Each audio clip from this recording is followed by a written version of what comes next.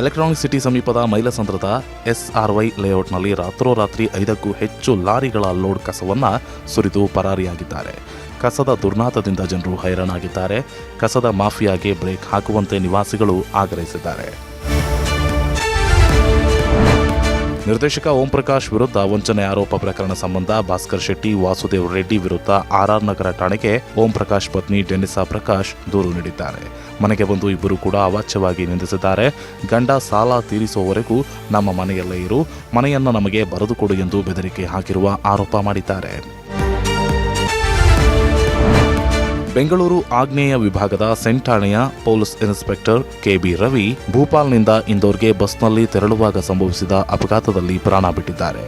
Bus ಪ್ರಪಾತಕ್ಕೆ ಬಿದ್ದಿದ್ದು inspector Ravi ಸಾವನ್ನಪ್ಪಿದ್ದು 3 ಗಾಯಗೊಂಡಿದ್ದಾರೆ. ಸೈಬರ್ ಕ್ರೈಮ್ ಕೇಸೊಂದರ ಸಂಬಂಧ ಮಧ್ಯಪ್ರದೇಶಕ್ಕೆ ತನಿಖೆಗೆಂದು ತೆರಳಿದಾಗ ಘಟನೆ ಸಂಭವಿಸಿದೆ. ಬೆಂಗಳೂರಿಗೆ ವಿಮಾನದ ಮೂಲಕ ಪಾರ್ಥಿವ ಶರೀರವನ್ನು ತರಲಾಯಿತು. DG ಮತ್ತು IGP MES ಸಲೀಂ ಸೇರಿದಂತೆ ಹಲವು ಅಧಿಕಾರಿಗಳು ಅಂತಿಮ ದರ್ಶನ ಪಡೆದು ಮೃತನ ಕುಟುಂಬಕ್ಕೆ ಸಾಂತ್ವನ ಹೇಳಿದರು.